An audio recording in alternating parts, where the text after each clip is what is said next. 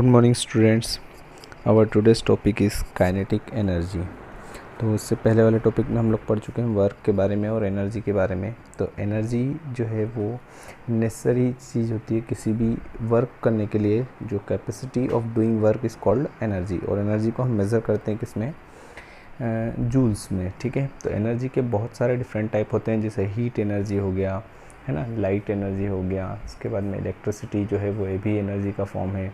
ठीक है, chemical energy हो गया। तो ये सब डिफरेंट फॉर्म्स ऑफ एनर्जी है। इसमें एक एनर्जी जो आती है वो हमारी आती है mechanical energy.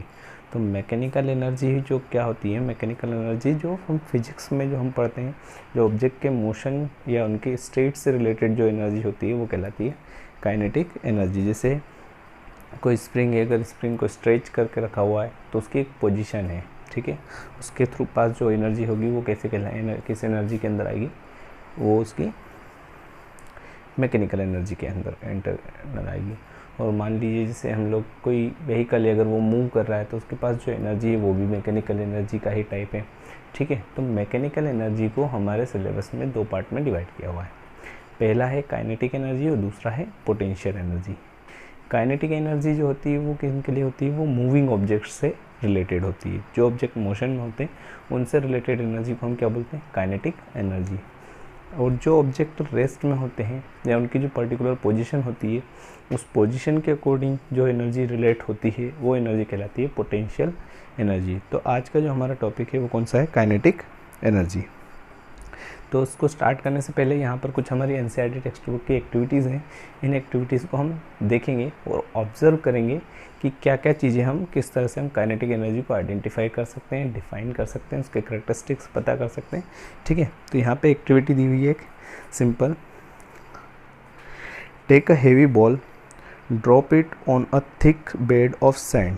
A wet bed of sand would be better. Drop the ball on the sand bed from height of 25 centimeter. The ball creates a depression.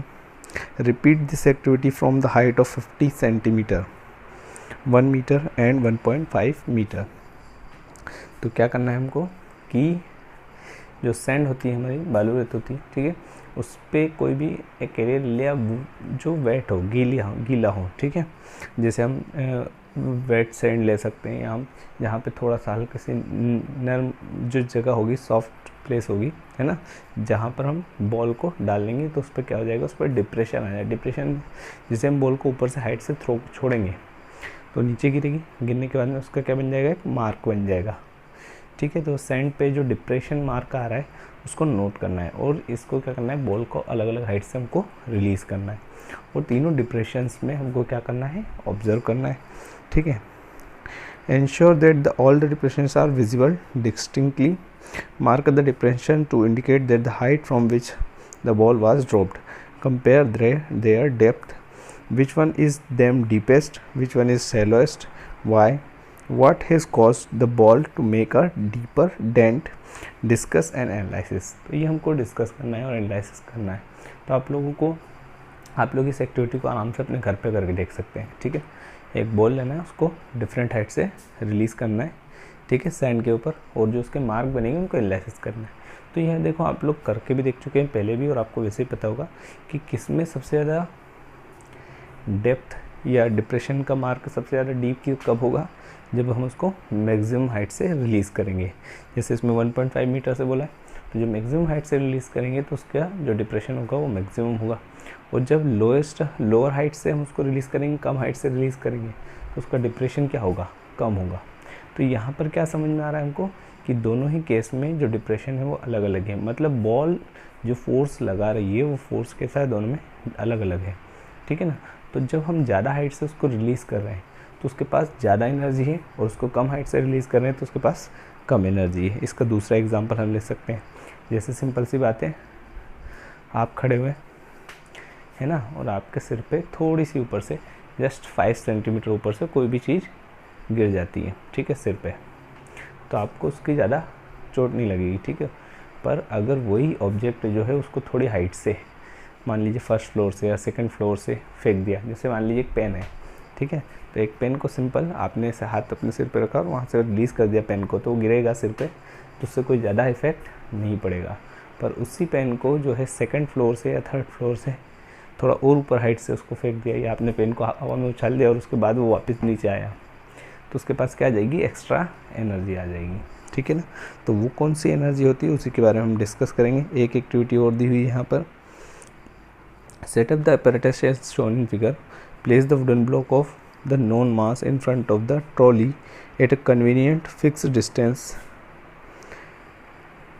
place the known mass on the pen so that the trolley starts moving। तो देखिए यहाँ पर इस तरह का arrangement करना है।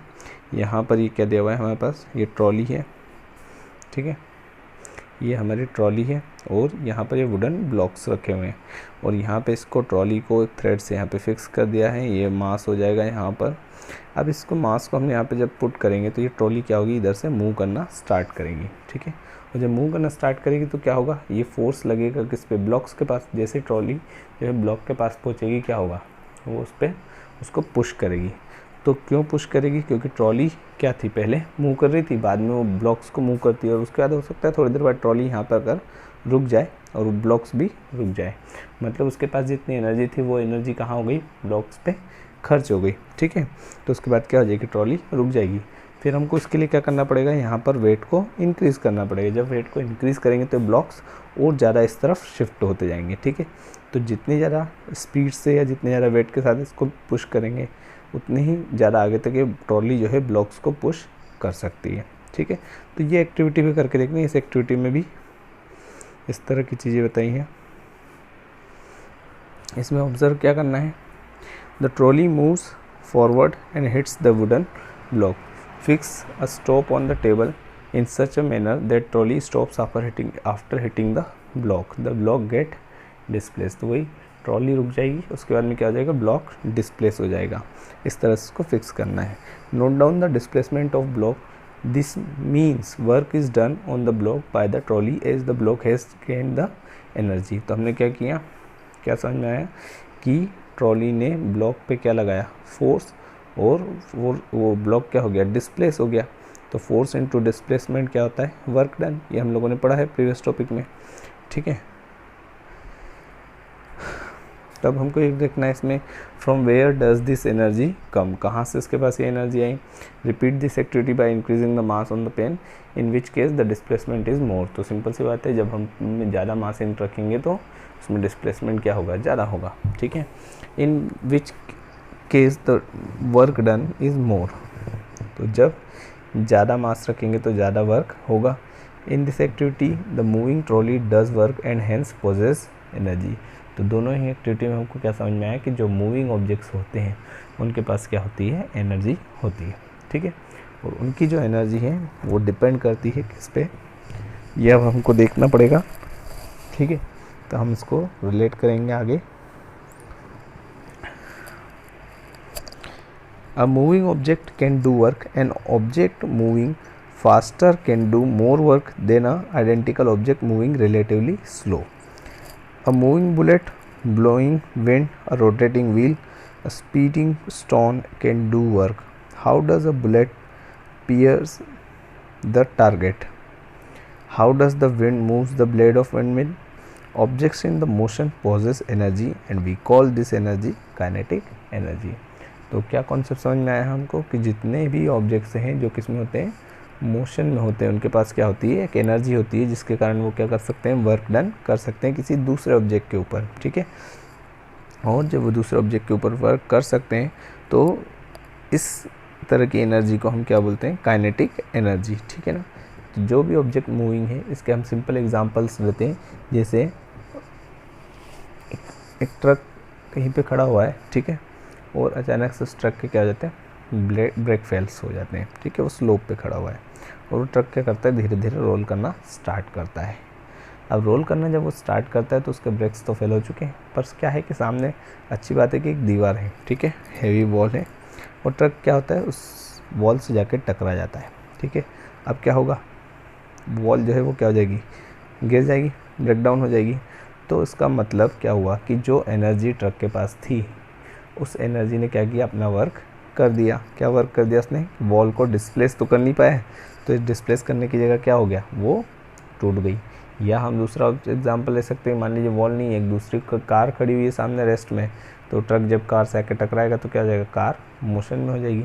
Carrom खेलते हैं हम लोग, ठीक है, तो कैरम खेलते तो क्या होता है, जब हम स्ट्राइकर को मोशन में मूव करते हैं, है ना, हिट करते हैं, तो क्या होता है, वो कॉइन से जाके स्ट्राइक होता है और एनर्जी कॉइन को ट्रांसफ़र करता है, और कॉइन क्या होता है, मूव करते रहते हैं, ठीक है ना। तो इसका मतलब समझ में आ रहा है कि कोई भी मूविंग ऑब्जेक्ट के पास क्या होती है, एक एनर्जी होती है जो वो नेक्स्ट ऑब्जेक्ट को ट्रांसफ़र कर सकता है, और जिसके कारण वो क्या कर सकता है, वर्क डन कर सकता है। अब यहाँ पे वर्क डन जो है वो डिफरेंट तरीके से हो सकता है, जैसे दूसरा ऑब्जेक्ट मूव हो सकता है, दूसरा ऑब्जेक्ट ब्रेक डाउन हो सकता है ना, दूसरा ऑब्जेक्ट की वेलोसिटी चेंज हो सकती है, दूसरा एक ऑब्जेक्ट का शेप चेंज हो सकता है। बुलेट की बात करें, अगर हम किसी वुडन ब्लॉक पे अगर बुलेट को फायर करते हैं तो बुलेट क्या करेगी, उस वुडन ब्लॉक में होल कर देगी, तो ये भी क्या कहलाएगा, उस बुलेट का वर्क डन कहलाएगा। वो जितना होल कर देगी उतना उसका क्या हो जाएगा, वर्क डन हो जाएगा। बात समझ में आई क्या। तो यहाँ पे कुल मिला के सब कॉन्सेप्ट क्या है कि जितने भी मूविंग ऑब्जेक्ट्स होते हैं उनके पास कौन सी एनर्जी होती है, काइनेटिक एनर्जी होती है, ठीक है ना। तो आगे देखेंगे इसमें काइनेटिक एनर्जी समझ में आया। सिंपल वर्ड है, kinetic energy means energy related with the moving object. अब इसको हम कैसे कैलकुलेट कर सकते हैं, कैसे हम इसको रिलेट कर सकते हैं वेलोसिटी वगैरह से। मूविंग ऑब्जेक्ट है, मोशन है, तो वेलोसिटी होगी बिल्कुल, एक्सेलरेशन भी होगा, तो उससे रिलेट करना है हमको, ठीक है। तो इसको मैथमेटिकल डेरिवेशन देखेंगे आगे। इस बीच में कुछ चीज़ दी हुई है, a falling coconut, a speeding car, a rolling stone, a flying aircraft, flowing water, blowing wind, a running athlete ETC possess kinetic energy. तो कोई भी मूविंग ऑब्जेक्ट, देखिए यहाँ पर आपको सब में ING फॉर्म दिख रहा है। ING फॉर्म मतलब वो प्रेजेंट कंटिन्यूस टेंस में बात आ रही है, ठीक है ना। उस पर्टिकुलर टाइम पे, जिस टाइम पे हम उसकी एनर्जी डिस्कस कर रहे हैं, उस पर्टिकुलर टाइम पे वो कैसा होना चाहिए, मोशन में होना चाहिए, मूविंग होना चाहिए, ठीक है, तभी उसके पास क्या होगी, काइनेटिक एनर्जी होगी। In short the kinetic energy is the energy possessed by an object due to its motion. तो ये डेफिनेशन हो जाएगी, the kinetic energy is the energy possessed by an object due to its motion. The kinetic energy of an object increase with its speed. अगर हम speed को increase करेंगे तो उसकी काइनेटिक एनर्जी क्या हो जाएगी, इंक्रीज हो जाएगी, ठीक है। How much energy is possessed by a moving object by virtue of its motion? By definition, we say that the kinetic energy of a body moving with a certain velocity is equals to the work done on it to make it acquire that the velocity. तो किसी भी object की kinetic energy हम कैसे निकाल सकते हैं या कितनी होगी, तो काइनेटिक एनर्जी कितनी होगी, जितना उस पर वर्क डन किया। जैसे फॉर एग्जांपल एक स्टोन था, स्टोन रखा हुआ था, आपने उस स्टोन को उठा के थ्रो कर दिया, अब आपने उसको एनर्जी सप्लाई की, ठीक है, तो उस स्टोन के पास कितनी एनर्जी रहेगी, जितनी एनर्जी हमने उसको सप्लाई की है, ठीक है ना। हमने स्टोन पे वर्क डन किया, थ्रो किया, उस पर फोर्स लगाया और वो डिस्प्लेस हुआ, तो हमने क्या किया, उस पर वर्क डन किया, या हम बोल सकते हैं सीधे हमने उसको एनर्जी सप्लाई की। प्रीवियस टॉपिक में हमने पढ़ा है कि वर्क डन और एनर्जी दोनों को मेज़र करने की जो यूनिट है वो दोनों की क्या है, सेम है। वर्क डन को भी जूल में मेज़र करते हैं और एनर्जी को भी जूल में ही मेज़र करते हैं, ठीक है ना।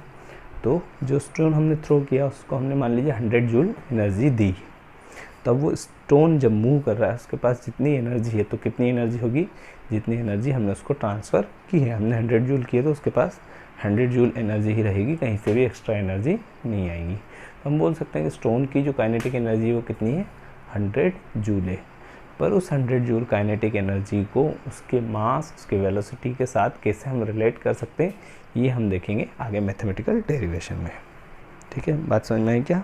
तो इस पैराग्राफ में क्या समझाना चाह रहा है कि किसी भी ऑब्जेक्ट की काइनेटिक एनर्जी किसके इक्वल होगी, जितना उस पर वर्क डन किया है एक्सटर्नल, उसको मोशन में लाने के लिए जितना वर्क डन किया है उसके इक्वल क्या हो जाएगी, उसकी काइनेटिक एनर्जी हो जाएगी, ठीक है। Let us now express the kinetic energy of an object in form of an equation. Consider an object of mass m moving with the uniform velocity u. Let it now be displaced through a distance s when a constant force F acts on it in the direction of its displacement. From the equation, the work done W is equals to Fs. तो work done की formula क्या हो गया, W equals to Fs।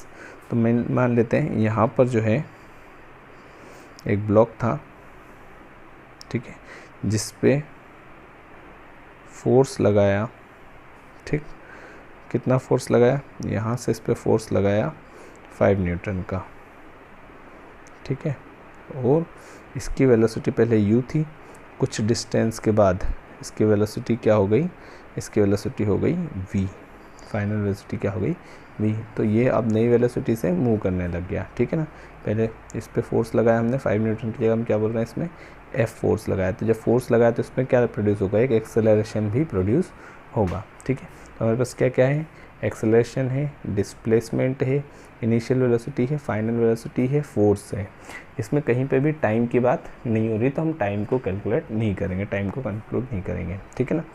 अभी देखिए क्या हो गया, ये पूरी सिचुएशन समझ में आ गई, जो भी लिखा हुआ है यहाँ पर वो सारी सिचुएशन। अब इसका मैथमेटिकल डेरिवेशन क्या हो जाएगा कि अगर हम इसमें लगाते हैं क्या, इक्वेशन ऑफ मोशन, तो हमारी इक्वेशन ऑफ मोशन कौन सी लगेगी, इक्वेशन ऑफ मोशन लगेगी v² - u² = 2as, ठीक है ना। क्योंकि टाइम नहीं है तो हम इसमें फर्स्ट इक्वेशन और सेकंड इक्वेशन यूज़ नहीं कर सकते, सीधे थर्ड इक्वेशन यूज़ करेंगे, ठीक है ना। तो यहाँ पर हमने v² - u² = 2as हो गया। अब हमको क्या निकालना है, एक्सेलरेशन निकालना। तो एक्सेलरेशन निकालने के लिए हमने क्या किया, ये 2 और s को नीचे डिवाइड में ट्रांसफ़र कर दिया। तो हमारे पास एक्सेलरेशन का फॉर्मूला हो जाएगा s = v² - u² / 2a। यहाँ तक सॉरी डिस्प्लेसमेंट कैलकुलेट किया, फॉर्मूले में क्या किया हमने, डिस्प्लेसमेंट, कितना डिस्प्लेसमेंट हुआ, क्योंकि हमको वर्क डन के लिए क्या निकालना है, फोर्स इनटू डिस्प्लेसमेंट। तो फोर्स हमारे पास नॉन है, अगर हम डिस्प्लेसमेंट निकालें तो हमारा वर्क डन निकल जाएगा। तो अगर हम वर्क डन निकालेंगे और जितना वर्क डन होगा उतनी उसकी क्या होगी, काइनेटिक एनर्जी होगी। तो फोर्स निकालेंगे और ये निकालेंगे, ठीक है ना। तो यहाँ पे डिस्प्लेसमेंट का फॉर्मूला क्या हो गया, v² - u² / 2a। यहाँ तक कोई प्रॉब्लम, इन दोनों चीज़ों में अगर प्रॉब्लम हो तो आप पूछ सकते हैं, ठीक है ना। आगे बढ़ते हैं इससे। फोर्स का जो फॉर्मूला रहेगा हमारा, फोर्स का फॉर्मूला क्या था, F = ma, ठीक है। तो हम वर्क डन निकालेंगे या एनर्जी निकालेंगे, तो एनर्जी वर्क डन क्या हो जाएगा, यहाँ पर वर्क डन = हो जाएगा W = F × S। F की जगह पर क्या रख देंगे, ma, और S की जगह पर क्या रख देंगे, v² - u² / 2a। तो ये वाला एक्सेलरेशन, ये वाला एक्सेलरेशन क्या हो जाएगा, सेम। तो यहाँ पर अगर हम इसको कॉमन लेंगे 2 को नीचे, तो एक नया एक्सप्रेशन बन जाएगा क्या, कि W = 1/2, ये 2 को अलग ले लिया तो ये हो जाएगा 1/2 m v² - u², ठीक है। कब हो गया ये, कितना वर्क डन हुआ कि जो यहाँ से ब्लॉक को यहाँ तक पुश किया, तो उस पर जो फोर्स लगाया और उसमें जितना डिस्प्लेसमेंट हुआ, उसमें जितनी एनर्जी ट्रांसफ़र हुई वो कितनी हो गई, 1/2 m v² - u², ठीक है। इस फॉर्मूले को आगे चेंज करेंगे,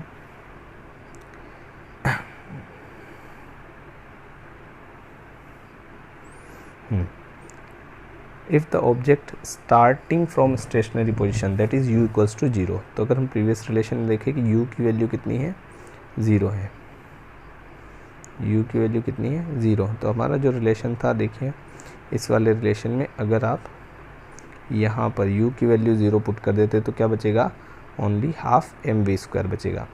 क्या बचेगा, सिर्फ ½ mv²। तो अगर किसी ऑब्जेक्ट को रेस्ट से स्टार्ट कर रहे हैं, उसकी काइनेटिक एनर्जी, उसके जो पास जो एनर्जी रहेगी वो किसके इक्वल रहेगी, ½ mv², मीन्स उसकी करंट वेलोसिटी के इक्वल, ठीक है ना, ½ mv²। m क्या है यहाँ पर, ऑब्जेक्ट का मास, v क्या है, ऑब्जेक्ट की वेलोसिटी, ठीक है। It is clear that the work is equal to the change in kinetic energy of an object. If u = 0, then work done will be ½ mv². Thus the kinetic energy possessed by the object of mass m with the moving with uniform velocity v is kinetic energy is equals to ½ mv²। इसको e के भी लिख सकते हैं, ऐसे भी लिख सकते हैं, kinetic energy equals to ½ mv²। तो कहने का मतलब क्या हो गया कि अगर कोई ऑब्जेक्ट मूव कर रहा है, ठीक है, प्रेजेंट में, और इसकी वेलोसिटी v है, उसका मास m है, तो इसकी काइनेटिक एनर्जी क्या हो जाएगी, सीधे सीधे ½ mv², ठीक है। वो पहले क्या था उससे कोई फ़र्क नहीं पड़ रहा, करंट पोजीशन में उसकी वेलोसिटी क्या है, उसका मास क्या है, उसके बेसिस पे हम उसकी काइनेटिक एनर्जी कैलकुलेट कर सकते हैं, ठीक है ना।